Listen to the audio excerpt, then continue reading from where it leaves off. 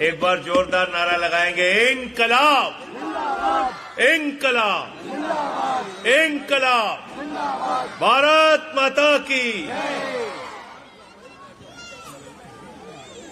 मंच पे आसीन आम आदमी पार्टी उत्तर प्रदेश के सह प्रभारी, दिल्ली के पूर्व विधायक भाई दिलीप पांडे जी,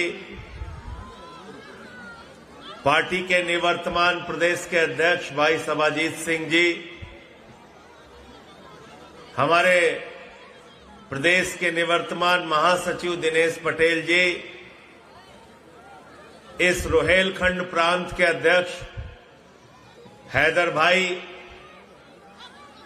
अयोध्या प्रांत के अध्यक्ष विनय पटेल जी, काशी प्रांत के अध्यक्ष पवन तिवारी जी, हमारे उत्तर प्रदेश के पार्टी के प्रवक्ता भाई फैसल खान लाला साहब, रामपुर के जिला अध्यक्ष भाई अंसार जी, हमारे बीच में इन लोगों के लिए तालियां भी बजाते रहिए, मैं नाम ले रहा हूं तो रामपुर नगरपालिका के चेयरमैन मामून भाई,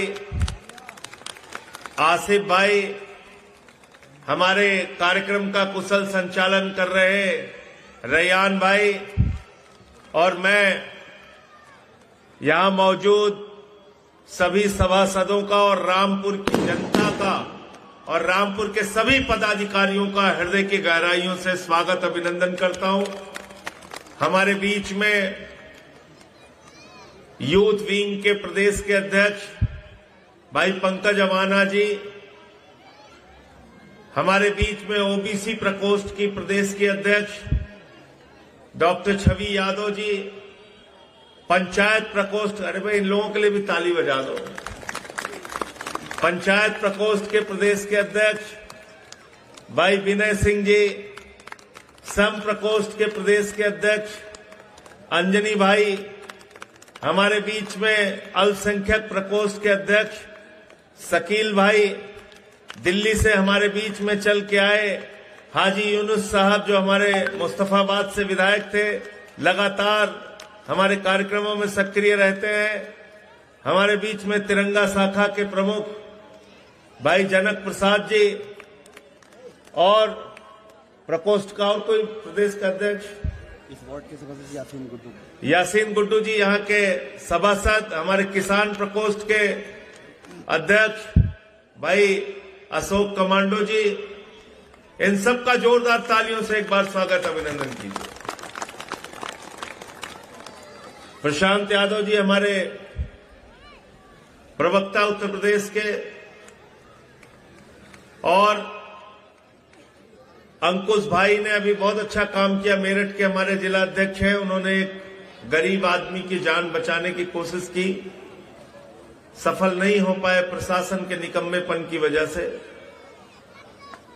मुजफ्फरनगर के हमारे जिला अध्यक्ष अरविंद बाल्यान जी, हमारे रोहेलखंड प्रांत के सभी जिलों के अध्यक्ष, साथियों और दोस्तों, एक बार पहली बात तो जोरदार तालियां अपने लिए बजा लीजिए, आवाज दो, आवाज दो। जब मैं ये कार्यक्रम बना रहा था तो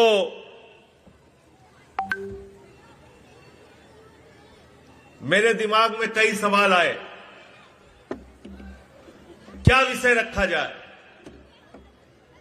पिछली पदयात्रा हम लोगों ने की थी सरयू से संगम तक, उसमें मुद्दा रखा था रोजगार दो, सामाजिक न्याय दो।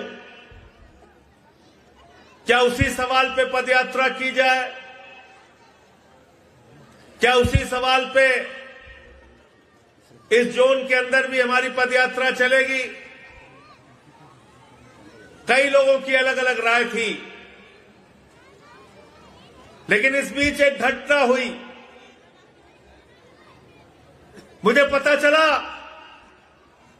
उत्तर प्रदेश में एसआईआर के नाम पर देश के प्रधानमंत्री नरेंद्र मोदी जी, उत्तर प्रदेश के मुख्यमंत्री योगी आदित्यनाथ जी और देश का मुख्य चुनाव आयुक्त ज्ञानेश कुमार, ये तीनों मिलकर 3.5 करोड़ वोट काटना चाहते हैं। तो मैंने तय किया कि अब ये लड़ाई वोट को बचाने की लड़ाई होगी, संविधान को बचाने की लड़ाई होगी, लोकतंत्र को बचाने की लड़ाई होगी, चुनाव को बचाने की लड़ाई होगी। तुम संघर्ष करो।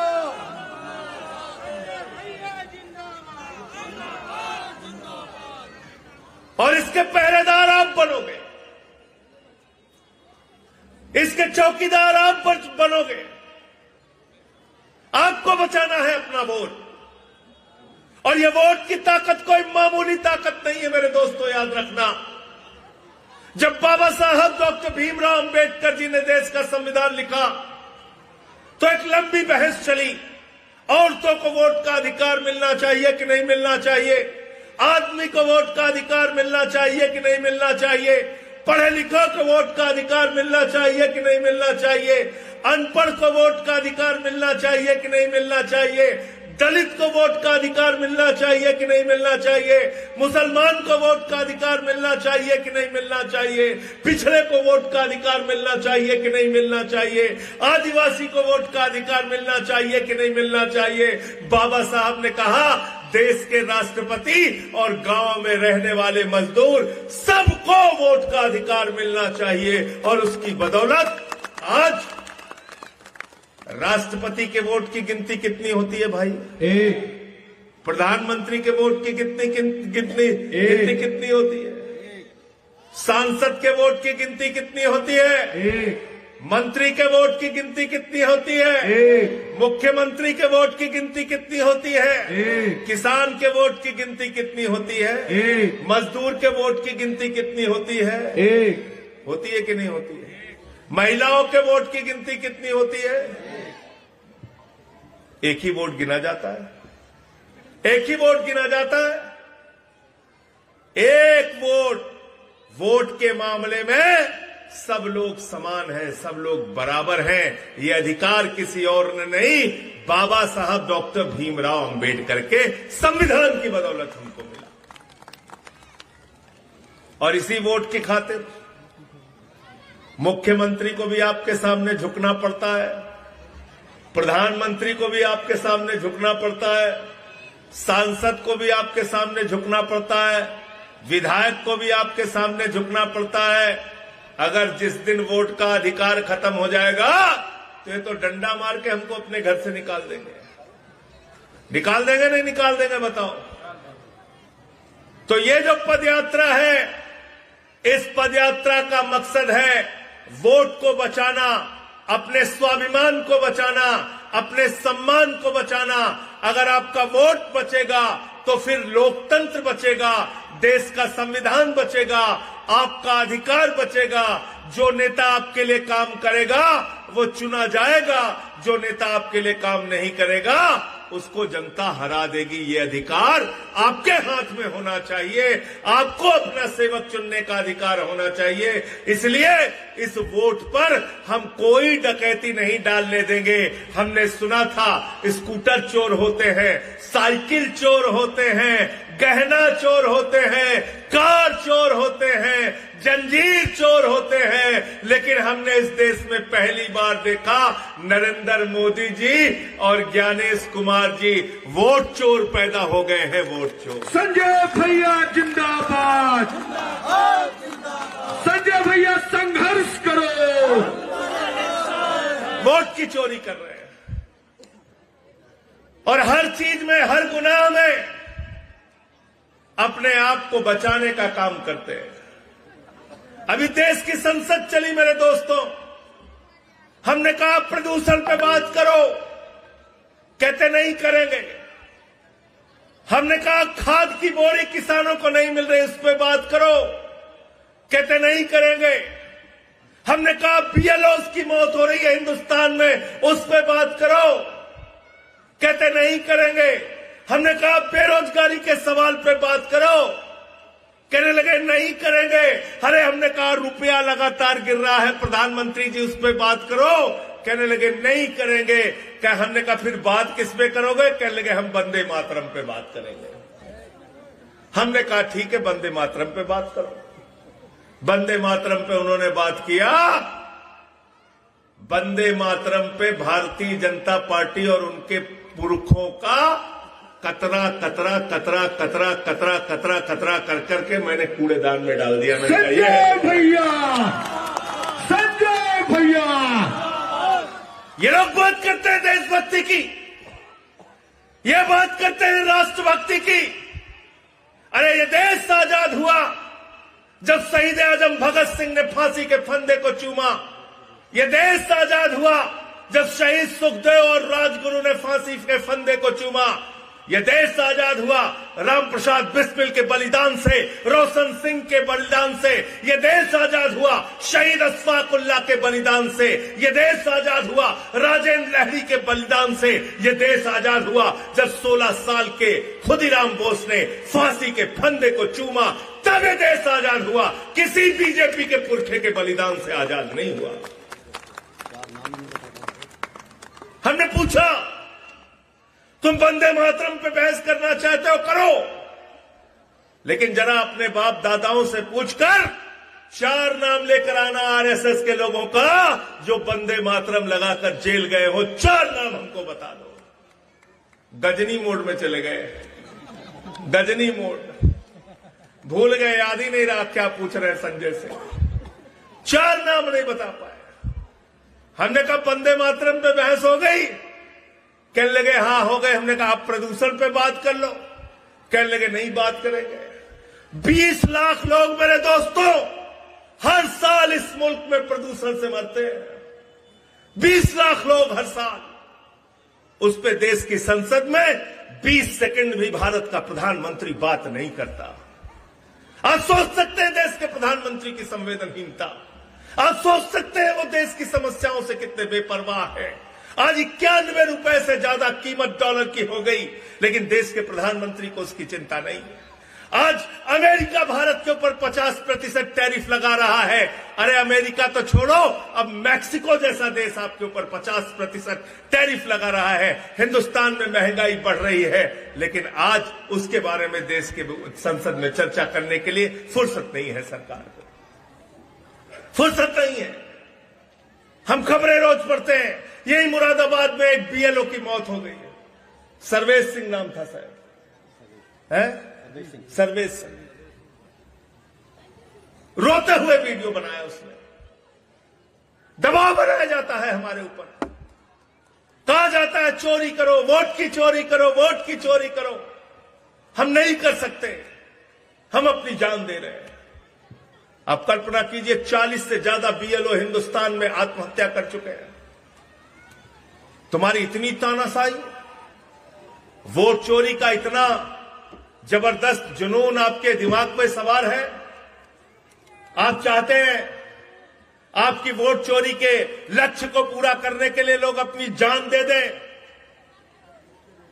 लेकिन मैं भारत के प्रधानमंत्री से कहना चाहता हूं, दुनिया में बड़े बड़े तानाशाह आए मोदी जी, जनता ने जब चाहा उनको उखाड़ कर फेंक दिया। आपकी सत्ता भी एक ना एक दिन जाएगी। नरेंद्र मोदी होश में आओ, होश में आओ, होश में आओ, नरेंद्र मोदी होश में आओ, होश में आओ, होश में आओ। ये लोकतंत्र है। जिन लोगों ने आपातकाल लगाया था इस देश के ऊपर, उनको भी गुमान था नहीं जाएंगे। 77 में देश की जनता ने साफ कर दिया। जिन लोगों ने तानाशाही किया, भ्रष्टाचार किया, बड़ी बड़ी सरकारों को जनता ने उखाड़ कर फेंक दिया। इसलिए चुनाव जीतना है तो मुद्दों पर जीतो, चुनाव जीतना है तो जनता के लिए काम करके जीतो, चुनाव जीतना है तो बिजली देकर जीतो, पानी देकर जीतो, शिक्षा देकर जीतो, रोजगार देकर जीतो, अस्पताल में दवाएं देकर जीतो। जीतना है तो लोगों के दिल पर राज करके जीतो, नफरत फैलाकर मत जीतो। संजय भैया, आप नफरत की बुनियाद पर हिंदुस्तान को बनाना चाहते हैं। वो हिंदुस्तान जहां 144 करोड़ लोग हिंदू, मुसलमान, सिख, ईसाई, अगड़ा, पिछड़ा, दलित, सवर्ण सब मिलकर साथ रहना चाहते हैं। आप भाई को भाई से लड़ाना चाहते हैं। रोज नई नई बातें, रोज नया नया झगड़ा, ये नहीं तो ये झगड़ा, झगड़ा के बाद रगड़ा। कुछ ना कुछ करना है, कुछ ना कुछ करना है। हम किस हिंदू धर्म को मानते हैं? रामपुर के लोगों, मैं इस मैदान में कांसीराम कॉलोनी के बीच में कहना चाहता हूं, हम उस हिंदू धर्म को मानते हैं जो हिंदू धर्म कहता है वसुधैव कुटुंबकम, पूरा विश्व हमारा परिवार है। हम उस हिंदू धर्म को मानते हैं जो हिंदू धर्म कहता है पूजा की समाप्ति के बाद हम अपने भगवान के सामने खड़े होकर प्रार्थना करते हैं, धर्म की जय हो, अधर्म का नाश हो, प्राणियों में सद्भावना हो, विश्व का कल्याण हो। ये है हिंदू धर्म। हम पूरे विश्व के कल्याण की कल्पना करते हैं और मोदी जी कहते हैं प्राणियों में दुर्भावना हो, प्राणियों में झगड़ा हो, प्राणियों में लड़ाई हो। अभी हमारी बिटिया यहां पे बोल रही थी, अलीजा बोल रही थी। उसने कहा कि अंकल यहां बच्चों के पढ़ने के लिए स्कूल नहीं है। मैं इसलिए पढ़ सकती हूं कि मेरे पिताजी सक्षम हैं तो प्राइवेट स्कूल में पढ़ा सकते हैं। सरकारी स्कूल में भी यहां के बच्चे पढ़ना चाहते हैं तो इसलिए नहीं पढ़ सकते क्योंकि सरकारी स्कूल में सुविधा नहीं है, सुविधा नहीं है। नमक रोटी खाने को मिलती है मिड डे मील में। कई बार खबरें आती हैं चींटी पड़ गया चावल में, छिपकली गिर गई, मिड डे मील बर्बाद हो गया, स्कूल बंद किए जा रहे हैं उत्तर प्रदेश में। ये एकमात्र आम आदमी पार्टी है मेरे दोस्तों जो बच्चों का स्कूल बचाने के लिए पूरे प्रदेश में हम लोगों ने आंदोलन किया। मैं एक एक अपने कार्यकर्ता को बधाई और धन्यवाद देना चाहता हूं। हो सकता है हमारी उतनी बड़ी ताकत नहीं है, हो सकता है उत्तर प्रदेश में हमारे विधायक और सांसद नहीं है, लेकिन हमारे सीने में एक दिल है जो धड़कता है गरीब के लिए, बच्चों के लिए, उनके स्कूल के लिए, उनकी शिक्षा के लिए, उनके अस्पताल के लिए। और मैं अपनी इस मीडिया को आश्वासन देना चाहता हूं, जब भी उत्तर प्रदेश में हमारे पास ताकत आई, पहला काम उत्तर प्रदेश के अंदर स्कूलों और अस्पतालों का होगा, ये भरोसा देना।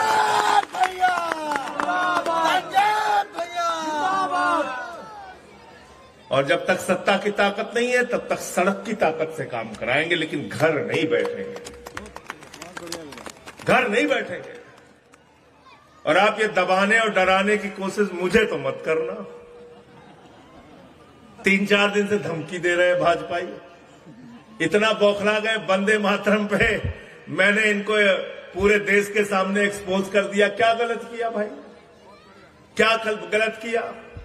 हमसे सवाल पूछ रहे थे, मैंने कहा ये बताओ भाजपाइयों, जहां से तुम लोग निकले हो उस आरएसएस ने 52 साल तक नागपुर के मुख्यालय पर तिरंगा झंडा नहीं फहराया और 2001 में 3 लड़कों ने तिरंगा झंडा फहरा दिया तो 13 साल तक उनके ऊपर मुकदमा चलाया। किस जुर्म में? तिरंगा फहराने के जुर्म में। क्या आपको यकीन होगा कि ये लोग जो अपने आप को राष्ट्रवादी कहते हैं, इनके आरएसएस के मुख्य पत्र में 28 दिसंबर 1949 को इन्होंने अपने मुख्य पत्र, आरएसएस के मुख्य पत्र में पांचजन्य में लिखा, ये जनगण मन ये आइटम ऑफ इंटरटेनमेंट है। आपके राष्ट्रगान को आइटम ऑफ इंटरटेनमेंट कहा। आपको मालूम है कौन लोग हैं जिन्होंने मुस्लिम लीग के साथ सरकारें बनाई? ये वो लोग हैं जिन्होंने भारत छोड़ो आंदोलन में देश के साथ गद्दारी की। श्यामा प्रसाद मुखर्जी जो जनसंघ के पहले राष्ट्रीय अध्यक्ष थे, उन्होंने चिट्ठी लिखा था अंग्रेज गवर्नर को कि भारत छोड़ो आंदोलन को कुचल देना चाहिए। ये लोग हमसे देशभक्ति की बात करेंगे, ये हमसे तिरंगे की बात करेंगे, ये हमसे सबूत की बात करेंगे। आओ खड़े हो जाओ, जिस भी चौराहे पे खड़ा होना है। आम आदमी पार्टी का एक एक कार्यकर्ता तुम्हारे पुरखों से ज्यादा देशभक्त रहा है, रहेगा और मरते दम तक रहेगा। अभी बौखला गए, मैंने क्या किया, एक योजना लेके आए, महात्मा गांधी का नाम बदल के कहने लगे जी राम जी योजना हो गई। यहां पे खड़े हैं अंजनी जी, इसकी लड़ाई आपको पूरे उत्तर प्रदेश में आगे बढ़ानी पड़ेगी।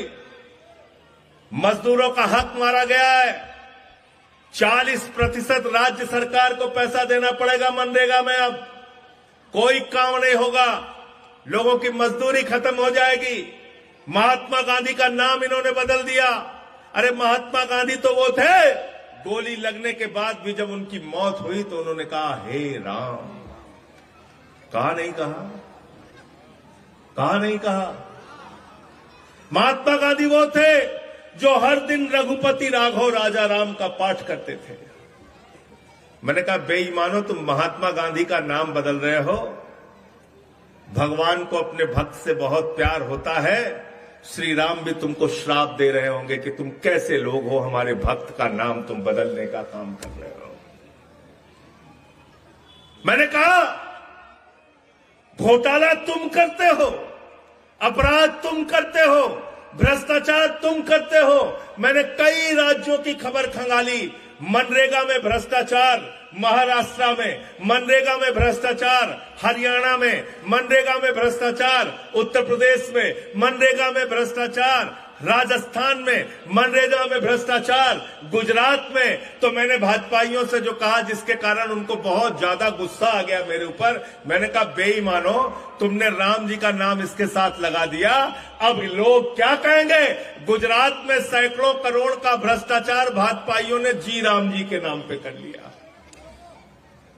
उत्तर प्रदेश में भाजपाइयों ने सैकड़ों करोड़ का भ्रष्टाचार उत्तर प्रदेश में जी राम जी के नाम पर कर लिया। तो मैंने यही बात कही, अपने भ्रष्टाचार को छिपाने के लिए राम के नाम को बदनाम मत करो। देखो ऐ दीवानो, ऐसा काम ना करो और राम का नाम बदनाम ना करो। भाजपाइयों ने कहा राम राम जपना, पराया माल अपना।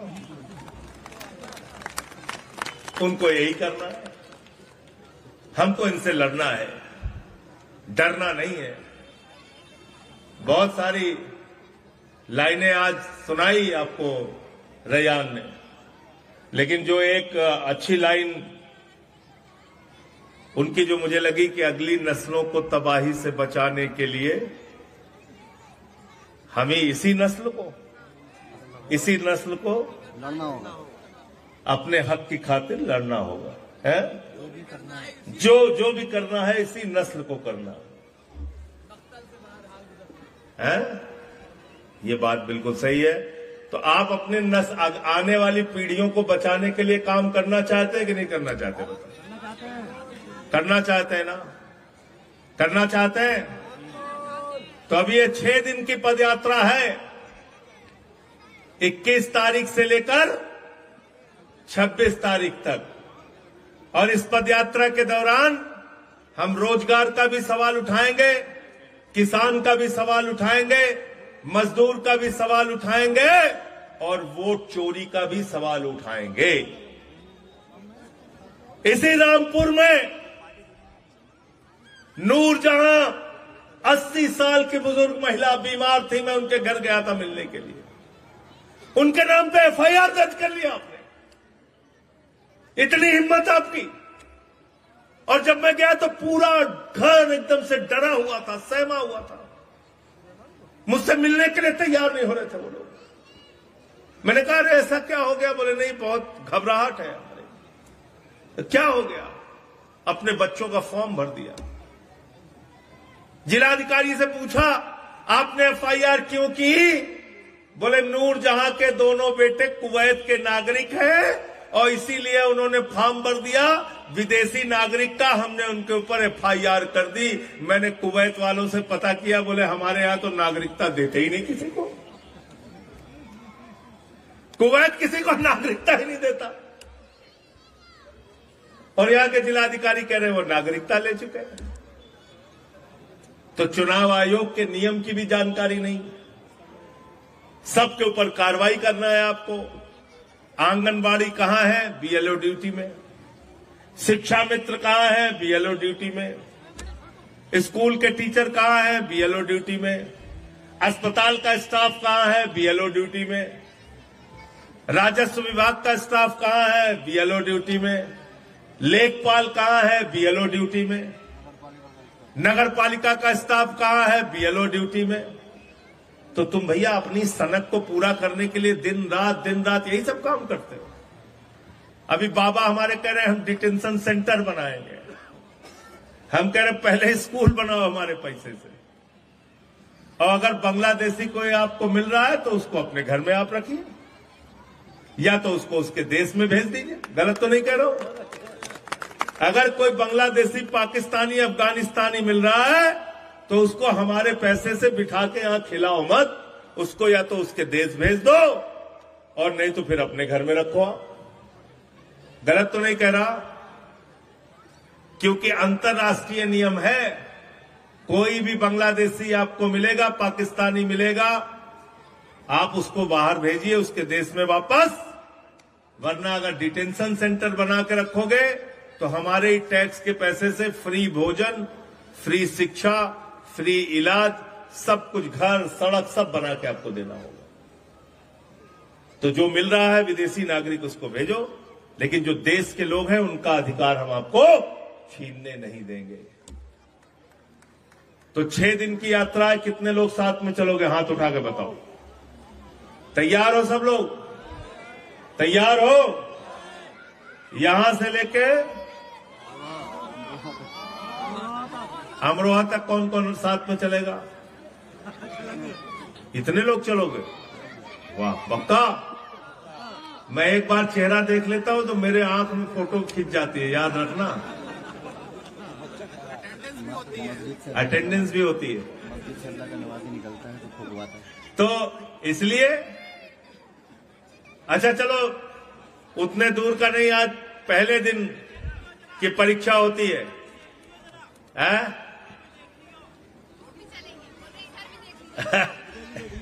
गुप्ता जी की फोटो खींच लो भाई, वो कह रहे गुप्ता जी चलेंगे पूरे टाइम। गुप्ता जी की बात पर पूरा भरोसा है, हर कार्यक्रम में रहते हैं। अच्छा, यहां से लेके अंबेडकर पार्क तक कौन कौन साथ में चलेगा? दोनों हाथ उठा के बताइए। पीछे तक, पीछे तक पूरा रामपुर में आपको साथ में चलना है और हाथों में झंडा लेके चलना है। झंडा तुमको बाद में और मिल जाएगा। जो झंडा अभी मिलेगा उसको लेके कुछ लोग आना चाहो तो अपने घर पे आके लगा लेना। देखो कुछ लोगों ने झंडा लगा लिया, अच्छी बात है। तो अंत में इन्हीं लाइनों के साथ कि अब इस वोट को बचाने की, संविधान को बचाने की लड़ाई यहां से अलग अलग जिलों में जाएगी और अलग अलग जिलों में अलग अलग विधानसभाओं में जाएगी। फैसल खान लाला से बात हुई है, अपनी विधानसभा में ये पदयात्रा कराएंगे और हमारे अंसार भाई अपनी विधानसभा में पदयात्रा कराएंगे। ठीक है, पक्का? तैयार हो ना? चलिए, बहुत अच्छा। एक बार जोरदार तालियां सभी साथियों के लिए। इंकलाब, इंकलाब, आम आदमी, अरविंद केजरीवाल, अरविंद केजरीवाल।